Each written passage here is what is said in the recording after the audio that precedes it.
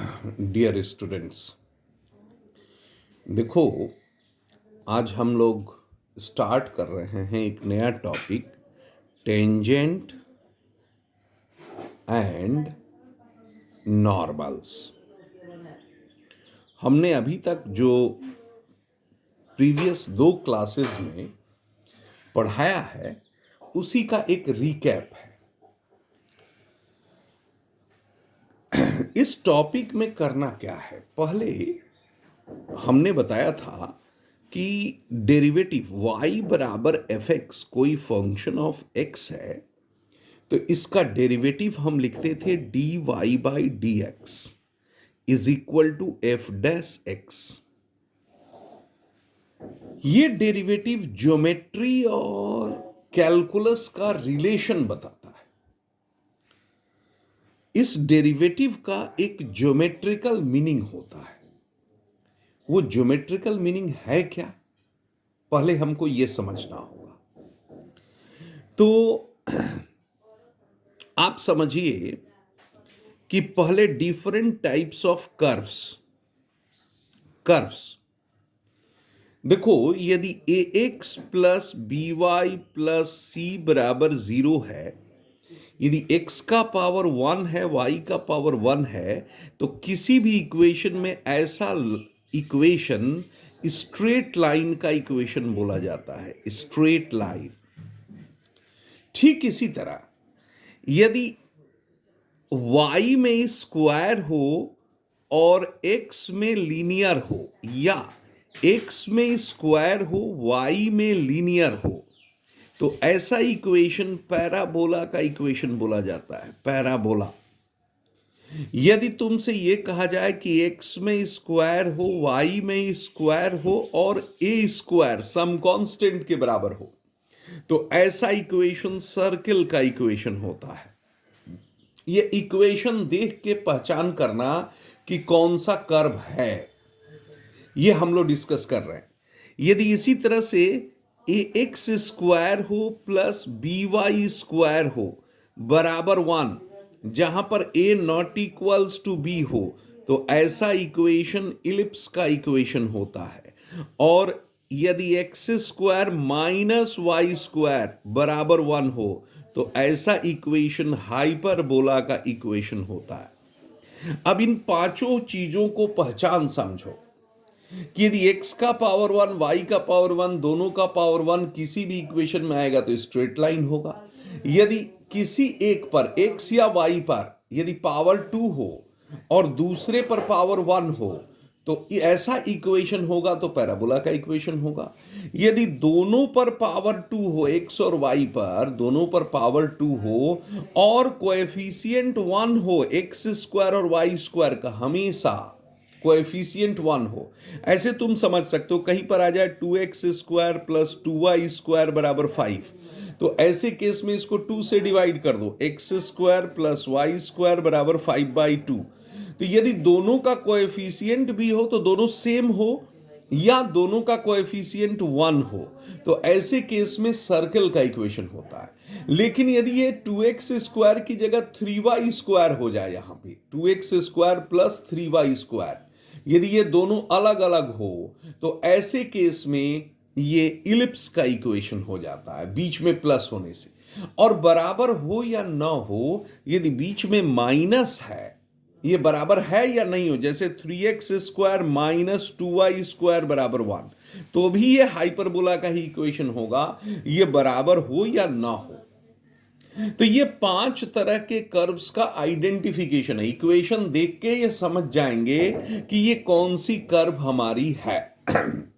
अब देखो, जो dy बाई डी एक्स है, डेरिवेटिव है, इसको किया क्या जाता है कि जैसे मान लो तुमको दिया, एग्जाम्पल एक ले रहे हैं, 3x प्लस 2y माइनस 5 बराबर 0। ये एक ऑब्वियसली स्ट्रेट लाइन का इक्वेशन है, और यदि इस लाइन का हम स्लोप निकालना चाहें तो इसको हमको y बराबर mx प्लस c में रखना पड़ेगा। मतलब 2y is equal to minus 3x plus 5, y बराबर माइनस 3x बाई 2 प्लस 5/2। अब देखो y बराबर mx प्लस सी से यदि कंपेयर करें तो m की जगह पर -3/2 है, तो इसका स्लोप हो गया -3/2। अब रही बात कि इसी स्लोप को निकालने का एक सिंपल तरीका है। क्या तरीका है कि इस इक्वेशन को डिफरेंशिएट कर दो। यदि differentiating both sides with respect to x करोगे तो देखो 3 × 1 प्लस 2 × dy/dx -0 बराबर 0। अब तुम क्या देखोगे कि dy/dx का वैल्यू -3/2 आ गया। अब तुम इसको और इसको दोनों को ध्यान से देखो, ये डेरिवेटिव क्या रिप्रेजेंट कर रहा है? ये स्लोप को रिप्रेजेंट कर रहा है। तो dy/dx किसी भी कर्व का dy/dx उसका स्लोप होता है। अब स्ट्रेट लाइन है तो स्ट्रेट लाइन के स्लोप को रिप्रेजेंट करेगा। लेकिन यदि स्ट्रेट लाइन के अलावा कोई और कर्व है जैसे x² प्लस y² बराबर 25, तुम समझ रहे हो कि यह सर्किल का इक्वेशन है, ऐसा एक सर्किल होगा, तो इस सर्किल का कोई स्लोप नहीं होता है। स्लोप हमेशा एक लाइन का ही होता है। यह समझ के रखना कि यदि कोई लाइन है तो केवल इसी का स्लोप होता है, लाइन का स्लोप होता है, सर्किल का कोई स्लोप नहीं होता। तो लाइन का स्लोप है। यदि इसको डिफरेंशिएट करेंगे तो 2x प्लस 2y dy/dx बराबर 0, तो dy/dx का वैल्यू हमारा आ गया -x/y। अब ये जो डेरिवेटिव है ये तो स्लोप रिप्रेजेंट करता है, और स्लोप किसी न किसी लाइन का होगा। तो लाइन का होगा तो किस लाइन का? ये तो सर्किल के इक्वेशन को डिफरेंशिएट करके मिला है। तो ये सर्किल के ऊपर कोई भी टेंजेंट है, टेंजेंट, उसका स्लोप ये रिप्रेजेंट करता है डेरिवेटिव। सर्किल के ऊपर कहीं पर भी कोई टेंजेंट है, जैसे इस टेंजेंट का भी हो सकता है, इस टेंजेंट का भी हो सकता है, इस टेंजेंट का भी हो सकता है, इस टेंजेंट का भी हो सकता है, किसी भी टेंजेंट का स्लोप -x/y होता है। लेकिन यदि ये टेंजेंट किसी खास पॉइंट, मान लो ये 3,4 है, इससे जाता है, माने सर्किल पर एक पॉइंट ले लें 3,4, देखो x की जगह 3, y की जगह 4 लो तो 9 + 16 25 बराबर 25 हो रहा है। तो 3,4 इस सर्किल पर लाई करता है। यदि मान लो इस टेंजेंट का स्लोप निकालना है जो 3,4 से जा रहा है, तो हम इसी dy/dx को एट 3,4 निकाल लेंगे, 3,4। तो अब क्या होगा? यह हो जाएगा -3/4। x की जगह 3 और y की जगह 4 रख देंगे, तो ये जो स्लोप हुआ वो इस पार्टिकुलर टेंजेंट का हुआ जो 3,4 पॉइंट पर सर्किल पर है। अब हम स्ट्रेट लाइन में एक चीज पढ़े थे कि यदि कोई भी लाइन हो दुनिया में तो उसका एक इक्वेशन लिखा जा सकता है यदि वो x1 y1 पॉइंट से जाता हो और उसका स्लोप m हो।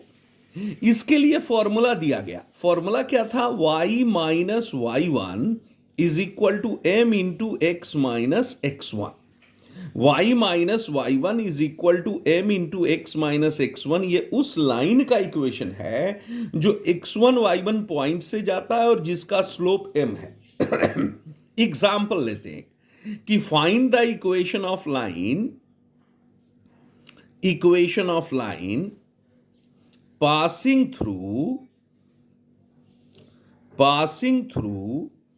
2,5 having slope 5/2 यूनिट्स। अब देखो ये x1 y1 का काम कर रहा है कि इस पॉइंट से ये लाइन जा रही है, और ये m का काम कर रहा है, इसका स्लोप है। तो इसका इक्वेशन क्या होगा? y माइनस y1 की जगह पर 5 इज इक्वल टू m की जगह पर 5/2 इंटू x माइनस 2।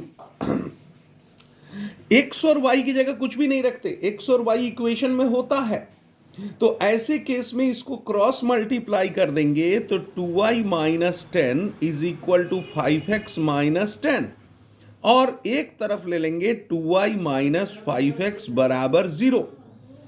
और फाइनली इसको x को पहले y को बाद में लिखते हैं, इसलिए माइनस से इंटू कर देंगे तो हो जाएगा 5x माइनस 2y बराबर 0। देखो ये स्ट्रेट लाइन का इक्वेशन है, क्योंकि इसमें x का पावर 1 है, y का पावर 1 है, तो दोनों का पावर 1 होने से स्ट्रेट लाइन का इक्वेशन हो गया। और स्ट्रेट लाइन का इक्वेशन लिखने का तरीका होता है कि कोई भी पॉइंट से यदि लाइन जा रही है और उसका स्लोप m दिया हुआ है तो उसका इक्वेशन ऐसे लिखते हैं। अब इसी चीज को हम एक्सटेंड कर रहे हैं। यदि हमसे बोले कि find the equation of tangent to x square plus y square बराबर 25 एट -3,4। अब जरा ध्यान दो कि ये -3,4 इस पर लाई करता है, क्योंकि x की जगह -3 और y की जगह 4 रखेंगे तो सेटिस्फाई करेगा। अब यदि एक सर्किल है, ऑब्वियसली ये सर्किल का इक्वेशन है, तुम देख के ही पहचान रहे हो। इस सर्किल पर कोई पॉइंट है -3,4, इस -3,4 पर टेंजेंट का तुमको इक्वेशन लिखना। तो टेंजेंट का इक्वेशन लिखने के लिए ये लाइन है टेंजेंट, एक ये लाइन x1 y1 पॉइंट से जाता है। यदि इसका स्लोप मिल जाए तो हमारा काम हो जाएगा। तो स्लोप निकालने के लिए इस टेंजेंट का हमको इस कर्व को डिफरेंशिएट करना होगा। कैसे? X square plus y square बराबर 25, तो dy बाई डी एक्स बराबर -x/y। अभी हमने तुमको बताया था। अब ये जो dy बाई डी एक्स है वो टेंजेंट का स्लोप हुआ, लेकिन ये टेंजेंट का स्लोप यदि -3,4 पे निकालना है तो हमको dy by d x at -3,4 निकालना होगा। रखेंगे तो यहां ये 3/4 हो जाएगा। तो ये जो हुआ वो स्लोप ऑफ टेंजेंट हुआ। अब इक्वेशन ऑफ टेंजेंट क्या होगा? इक्वेशन ऑफ टेंजेंट ये हो जाएगा y minus y1 is equal to m into x minus x1। अब y माइनस y1 की जगह पर 4 आ जाएगा, y minus 4 is equal to 3/4 into x plus 3। अब इसको क्रॉस मल्टीप्लाई कर लेंगे, 4y minus 16 is equal to 3x plus 9, और इन सब चीजों को इधर लेते जाओ। 0 is equal to 3x minus 4y plus 25, और इसको लिख सकते हैं 3x माइनस 4y प्लस 25 बराबर 0। आंसर हो गया। तो ये किसका इक्वेशन हुआ?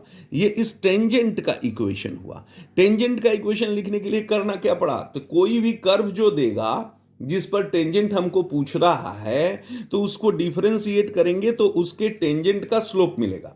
अब किसी पर्टिकुलर पॉइंट पर यदि स्लोप निकालना है तो वो पॉइंट दिया होगा तुमको, तो तुम उस पॉइंट पर उसको डिफरेंशिएट कर लोगे, और डिफरेंशिएट करोगे तो उस पॉइंट पर टेंजेंट का स्लोप मिल जाएगा। और स्लोप यदि मिल गया और पॉइंट पता है तो इक्वेशन उसका लिखने का हमारे पास फॉर्मूला है। तो this is called equation of tangent. दूसरा चीज, एक यहां नोट आपको समझाते हैं। देखो, दो लाइन आपस में पैरेलल होता है तो जो इसका स्लोप होगा वही इसका भी स्लोप होगा। जैसे इसका स्लोप m1, इसका स्लोप m2, तो पैरेलल लाइंस के लिए m1 बराबर m2 होता है। m1 is equal to m2। यदि परपेंडिकुलर लाइंस हो तो m1 इंटू m2 बराबर -1 होता है। ये क्लास 11 है। अब रही बात कि हम यदि नॉर्मल डिफाइन करना चाहें, नॉर्मल, तो नॉर्मल क्या होता है? यदि कोई कर्व है, उस कर्व पर एक हम टेंजेंट खींचते हैं, तो इस टेंजेंट पर यदि ये मान लो x1 y1 पॉइंट है जहां पर टेंजेंट है, इस पर जो परपेंडिकुलर लाइन होगा ऐसे 90 डिग्री पर, तो ये जो परपेंडिकुलर लाइन है इसको बोला जाता है नॉर्मल। अब जरा सोचो, टेंजेंट का स्लोप निकालना बड़ा आसान है। टेंजेंट का स्लोप निकालने के लिए यदि ये y बराबर एफ एक्स कर्व है तो इसका dy बाई डी एक्स निकाल लो, और dy बाई डी एक्स निकालोगे एट x1 y1 निकाल लोगे, तो इस टेंजेंट का स्लोप तुमको मिल जाएगा। इस टेंजेंट का स्लोप, इसको यदि हम m समझें और इस नॉर्मल का स्लोप m1 समझें तो क्या होगा? m इंटू m1 बराबर -1, तो m1 का वैल्यू क्या हो गया? -1/m। -1/m का मतलब -1/dy by d x at x1 y1। क्योंकि m का वैल्यू तो dy by d x at x1 y1 है।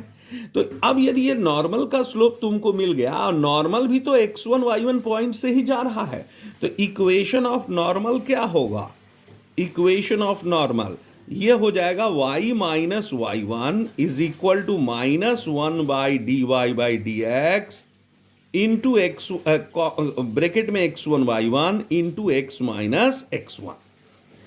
अब देखो ये नॉर्मल का इक्वेशन हो गया।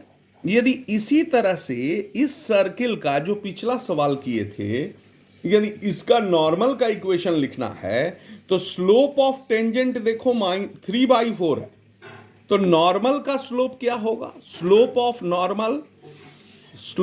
नॉर्मल हो जाएगा -4/3। याद रखो दोनों में यह होता है कि दोनों ऐसा होना चाहिए कि दोनों का इंटू -1 हो। तो टेंजेंट के स्लोप को निगेटिव कर लो और उलट दो, निगेटिव करके उलट दो, तो नॉर्मल का स्लोप तुमको मिल जाएगा, तभी दोनों का प्रोडक्ट -1 होगा। अब इक्वेशन ऑफ नॉर्मल लिखना है तो कैसे करेंगे? ये -3,4 से जाता है, तो y minus 4 is equal to -4/3 into x plus 3। Answer हो गया। अब इसको सिंप्लीफाई करके रख लेंगे, माने क्रॉस मल्टीप्लाई कर लेंगे, सबको एक तरफ करके आंसर लिख लेंगे। तो यहां तक हमने पिछले क्लासेस में अभी तक बताया था कि कैसे टेंजेंट का स्लोप लिखेंगे, कैसे नॉर्मल का स्लोप लिखेंगे। और तुम लोग बैठ के कम से कम 5-5 सवाल, 5 ठो टेंजेंट का और 5 ठो नॉर्मल का जरूर बना के रेडी रखो, तभी अगला क्लास समझ में आएगा। Thank you.